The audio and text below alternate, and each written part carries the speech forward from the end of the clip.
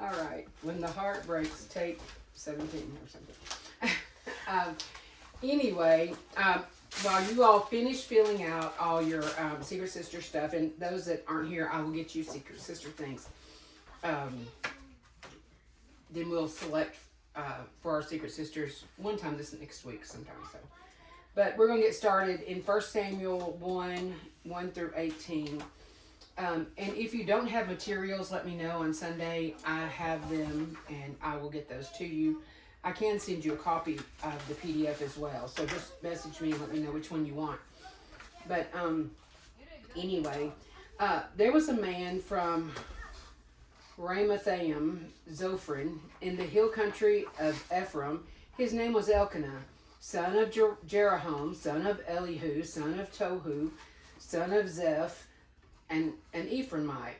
And he had two wives, the first named Hannah and the second named Peninnah. Peninnah had children, but Hannah was childless.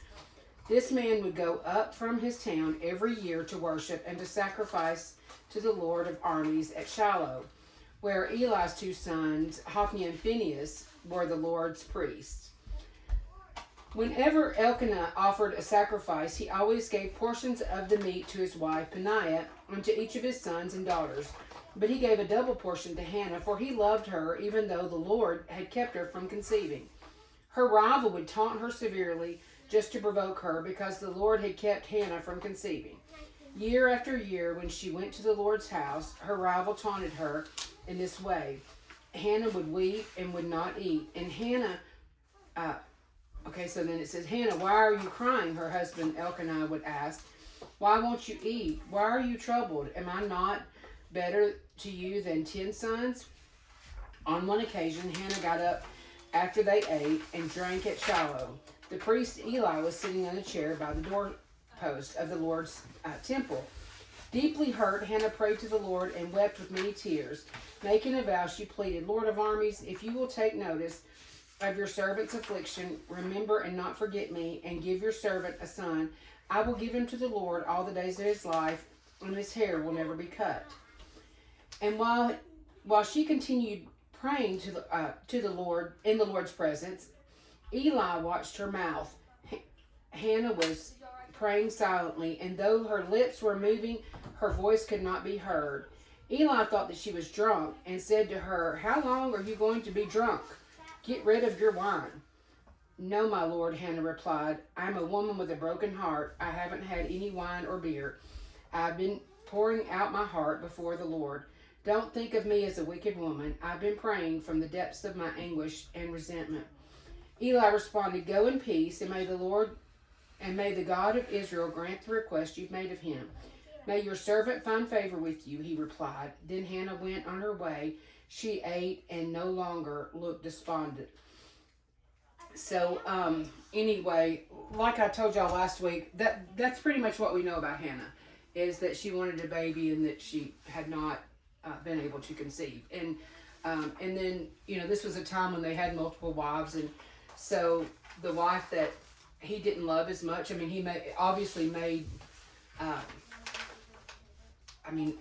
he showed favorites. He would give her a double portion and everybody else would get a single portion. And so naturally the Peninnah was going to be, a little, I started to say butt hurt, but I probably shouldn't say that on when you're recording. But, she was going to be a little resented, and nobody wants to be second.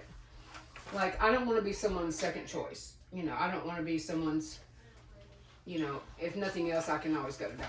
I don't want to be that person, So that's where she was. And the title of this is When the Heart Breaks. What do we learn about Hannah's circumstances in verses 1 through 8? Anybody?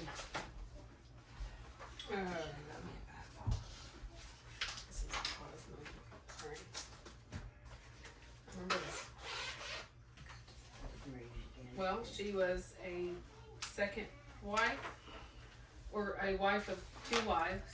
Right. And childless and kind of bullied by the other wife. Right. And favored she seemed favored by her husband. Mm-hmm. Can you imagine being having a sister wife and like being in competition with them?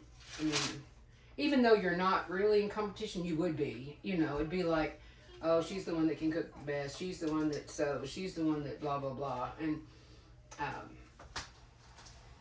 I wouldn't want to be a sister wife.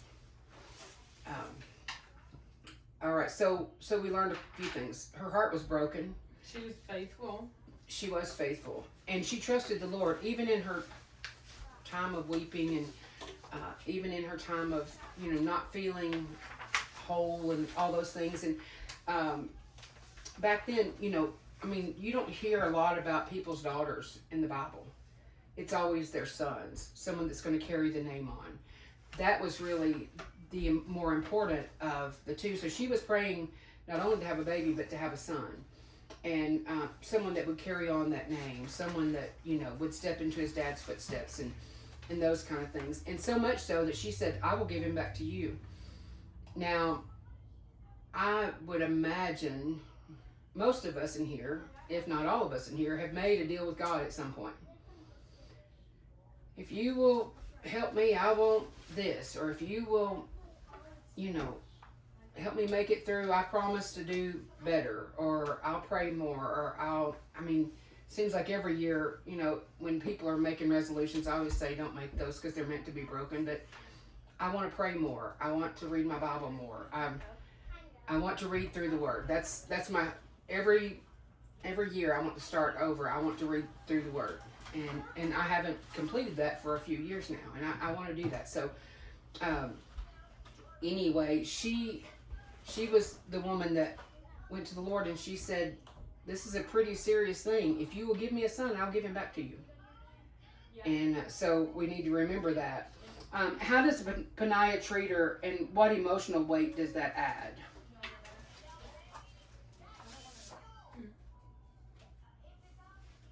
Well, she mocked her.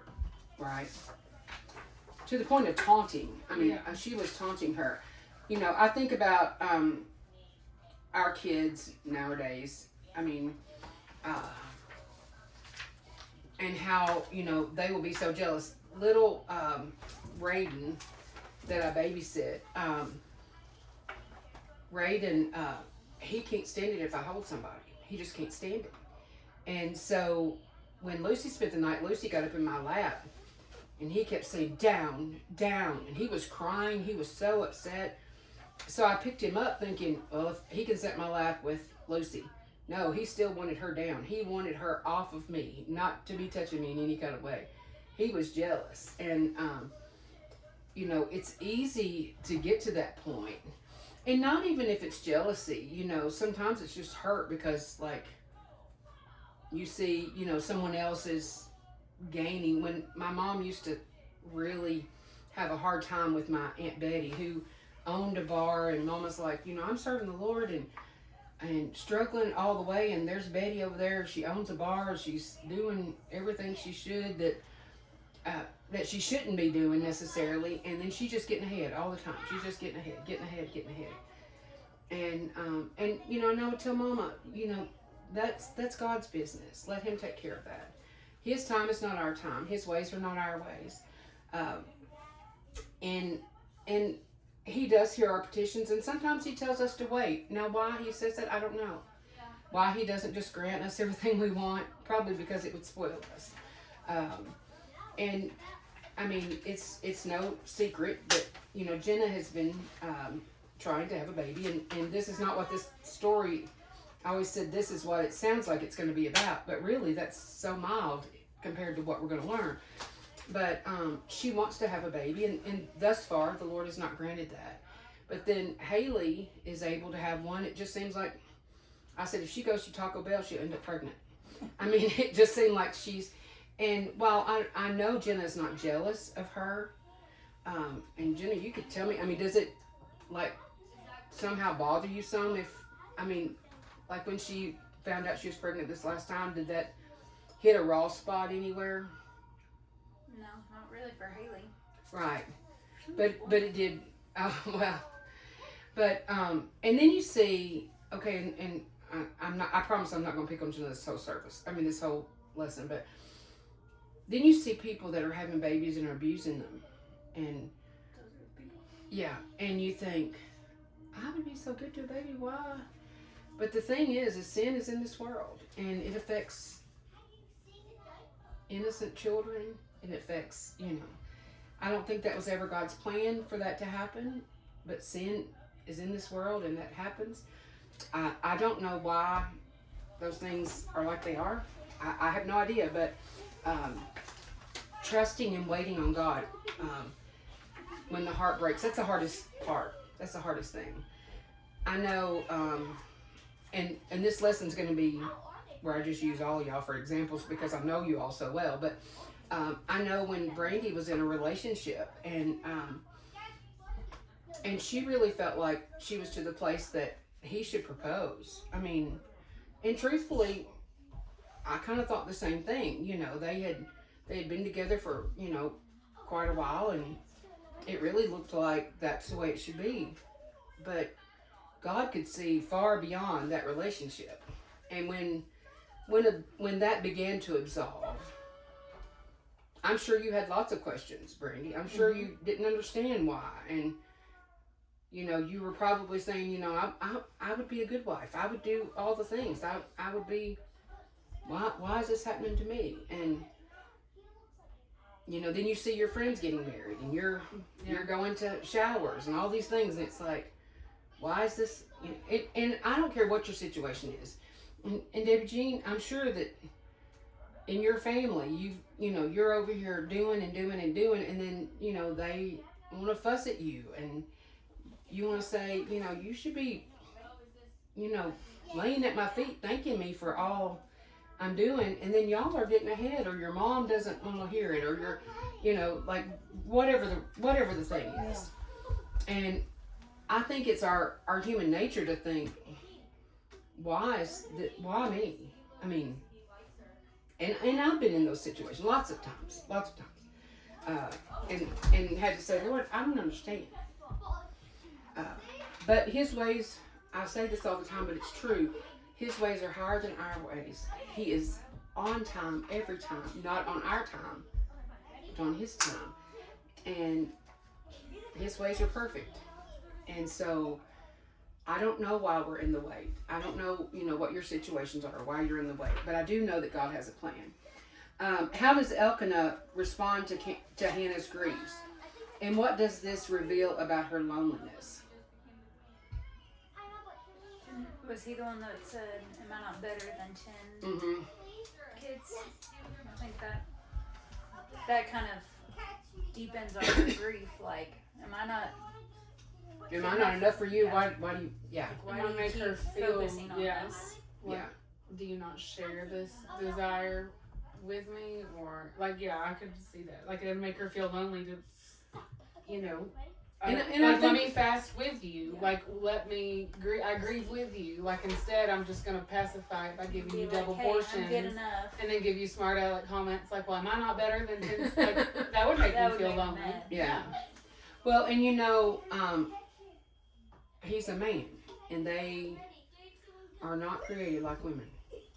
They don't think about how their response sounds. They don't, and they live in the right now, at this moment, and they don't think beyond. I think we're always, some of us are overly thinking about beyond, but we're careful not to say or to say such and such, and then when we get home, we play the conversation over and over in our head, and we think, well, why did I say that? And why didn't I say this? Or maybe I'm the only one that does this, but but I think that as women, we're often misunderstood because we're emotional creatures. God made us this way.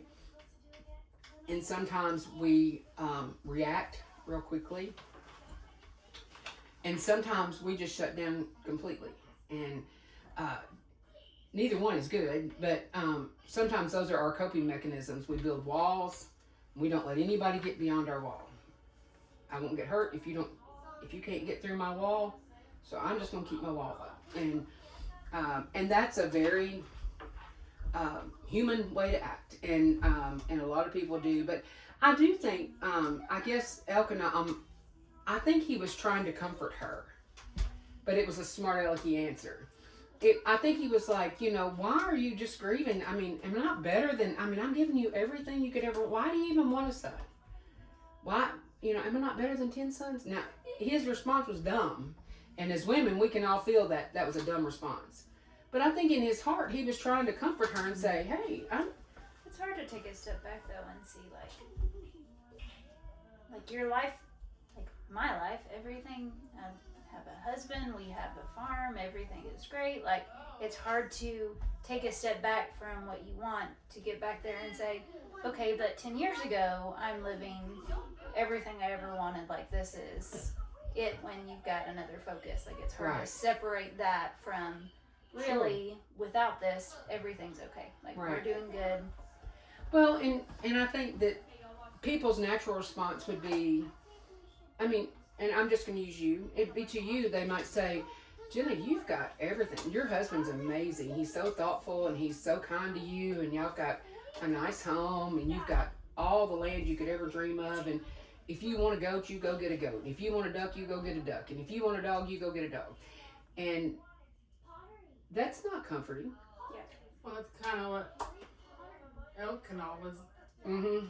I'm not trying to say that's what he's doing. That is what. But like, that's kind of like, well, we have the means. Well, here, pacify. Not. I hate to use that word because I've passed things. But like, this will make you feel better. This makes you happy. But like, this is a temporary. Like, God knows the desire of my heart. You know the desire of my heart.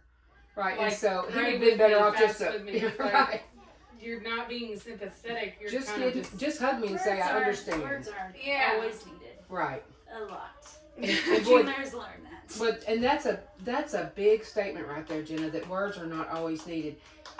I think, and I know me, when I know Jenna's hurting, I just don't talk to her.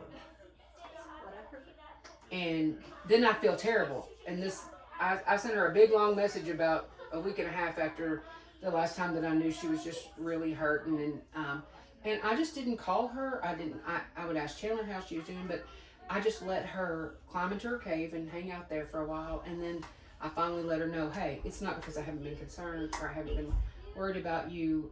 I just didn't want you to have to talk to me about it. I know when my mom passed away, when we were in the ICU, about 3 days before she died, I told my family, y'all visit with whoever visits. I don't want any visitors to come back here to her room. I'm not turning my phone off. I'm not talking to anybody else. I'm not giving anybody the story. It's like you have to share the story over and over again. And then you have to be supportive because other people are sad. And so it's like, okay, I have to put on my happy face because, this person that barely knows her is going to come in here and they're going to cry and boo-hoo. And so I've got to tell them it's okay when it's not okay. And I have to do all the things that I just don't want to do. And finally, and Jen will tell you, I said, I'm done. Don't send anybody else back here. I'm sorry if they come to visit. God bless them, but no, they can't come back here. And my cup was completely full and running over. And at that time, I just had to shut it off. And so I think that retreat is one way that we have to deal with things. Sometimes we can talk it through. But as sisters in Christ, as our family members, we want to know the right thing to say. We want to be able to tell somebody. We want words of encouragement. We've kind of studied those things and how we can lift one another up. But sometimes you just got to let me waller a little while, and then I'll get over it, and then we can move on. But and I don't know if get over it even. I can cope. Maybe that's a better word than get over it. But. And I'm still trusting Jenna. We have a dear friend who has spoken the words that she will have a baby, and when Sharon says something, I just believe it. And so, and I remind God, I remind him of that. I'm like, you gave your servant Hannah, you gave your servant Sharon this word for my child, and I'm holding you to that because I know she hears from God. We have some people that want to give you a word from the Lord all the time. And I want to think, I think you're on the wrong station because I'm not sure that's the Lord. You know, like, I gotta be careful about who I send this to. If I say too much. There was a fella, and the sweetest fella in the world. And my plate is like running over right now. And I'm trying to get my life in order at my house and, you know, whatever. He brings a whole truckload of clothes. He said, I was on my way to take this to a homeless camp, and the Lord told me to turn around and bring them to you. I want to be like, that wasn't the Lord, brother. So he filled my porch up with bags and boxes, and so then we had to find a place to put them. Now his heart was in the right place. It really was. And I didn't have the heart to say, look. But I had nobody to give those to. I had nobody to, there was no one that I had in mind. So I wanted to be like, maybe that wasn't the Lord. Maybe Satan's trying to drive me crazy. But you need to find somebody that you can really put your trust into, that you know if they speak a word from the Lord. Most of us have one of those. You know that. Now, if the Lord impresses upon me to say something to somebody, I done fought him about it and asked him to tell somebody else, and because I'm scared to tell a word, you know, that maybe I'll get it wrong. And but not everybody's like that. A lot of people thus saith the Lord real quick. So anyway, and then the next part of that question said, what does this reveal about her loneliness? And I think that during the party she just stole away by herself. Like I've said many times, like in the midst of a crowd, you can be lonely. And I think that's where she was. What stands out about Hannah's prayer in verses 9 through 16? You want to look that up, Brandy? On one occasion, Hannah got up after they ate and drank at Shiloh. The priest Eli was sitting on a chair by the doorpost of the Lord's temple. Deeply hurt, Hannah prayed to the Lord and wept with many tears. Making a vow, she pleaded, Lord of armies, if you will take notice of your servant's affliction, remember and not forget me. And give your servant a son. I will give him to the Lord all the days of my life, and his hair will never be cut. That, I don't understand. But basically, I think it was more so the love. Like, maybe there was an emptiness. Like, clearly her husband loved her, but, I don't know, that's a different kind of love. Right. And I do hope one day Jenna experiences that, but it is different. Right. And I think that even if that child doesn't get to stay with her, she's saying, God, you can have him right back. Right. But, that's still her baby. Whether he's in her arms or whether he's at the temple, I agree. that's a fulfilled desire. It was, and it really spoke about who she was. Yeah. In that time, in the culture, you were almost a worthless woman if you couldn't extend your family. That's about all they used women for, was to birth babies. And I think it also showed that she didn't want a baby just simply to even the score, or to simply to say to the other wife, look, I can have a baby. It was more so like, Lord, this is the desire of my heart. I really want, and I will give him back to you. Right. To answer this prayer.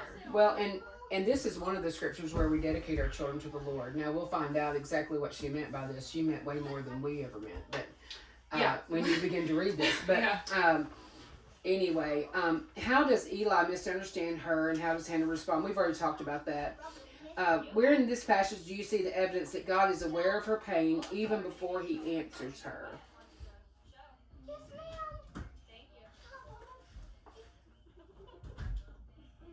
Well, in verse 12, I think, it says, when she continued praying in the Lord's presence, she already knew that the Lord was there. She felt his presence. Eli watched her mouth, and Hannah was praying silently, and though her lips were moving, her voice couldn't be heard, and Eli thought she was drunk. Now Eli was the priest, and said to her, how long are you going to be drunk? Get rid of your wine. I think that's funny the way it says it. How long are you going to be drunk? But anyway, and she replied, I'm a woman with a broken heart. I haven't had any wine or beer. I've been pouring out my heart before the Lord. Don't think of me as a wicked woman. I've been praying from the depths of my anguish and resentment. Then Eli, who is the priest, said, "Go in peace, and may the God of Israel grant the request you've made of him." "May your servant find favor with you," she replied. And then Hannah went on her way, and she no longer looked despondent. She received some help there. I mean, she poured it all out. She left it all out. Sunday when we were talking about, all the things that happened that Palm Sunday, that's where Becky was. She was pouring it out. She was pouring it out, leaving it at the altar. When we truly get to a place of surrender with the Lord and we pour out our cares, He will take those. The problem with us as women is we're going to do everything we can before we get to that place. But this down here says that Hannah's story opens in a place where many women quietly know well, a place of longing, disappointment, and deep ache. She carried burdens to those closest to her, couldn't understand. Her rival mocked her. Her husband tried to comfort her, but didn't grasp the depth of her sorrow. Even the priest misjudged her grief. And yet the God of heaven saw every tear that fell. He understood every unspoken word, and He met her in a place where human comfort failed. Hannah's story reminds us that God is tender toward the brokenhearted. He's not distant, distracted, or unaware. He draws near to the places that we hide, and He holds us with a compassion that never grows tired. Now, I'm going to ask you, Debbie, where do you feel unseen, unheard, or misunderstood in your own life? Well, probably with my family. Yeah. Yeah, I mean, I feel very comfortable at church. I have, my friends are here at church. I don't have a big life. I have church, and then I have on the other side my family, and my family is just like a desert. Mm-hmm. Where this is like a flowing river. Well, and it probably, I don't know, but it probably seems like you feel you have to remind them of your place when you really would like them to see that. Mm-hmm. And I think this, as women, we would like to be seen instead of us having to proclaim from the rooftops, that, hey, this is what I'm doing. This is how I'm doing it. This is how hard it is. I would love for somebody. And I think that's where Elkanah messed up. He wasn't seeing her. Mm-hmm. What part of Hannah's emotional pain resonates most with you? These are heart questions, so I'm not going to ask y'all to speak that out loud, but I do want you to think about it. And there's a little journal place on there, and I would love for you all to write in that, and not for anybody else to see, but to go back and read these heart questions. How does it comfort you to know that God saw Hannah long before He answered her prayer? God did see her. God did hear her request, and God understood her. That's a big thing. Sometimes we're misunderstood. I hate being misunderstood. I hate when someone is offended at me when I never meant that, whatever that was, or for someone to say I said or I did something that I just did not say or did not do. I hate that feeling. And I can't fix it. Once someone has decided something, that's how they are. But God knows every single thing about us. He's never taken aback. He's never caught off guard. He knows every single thing about us, and He loves us.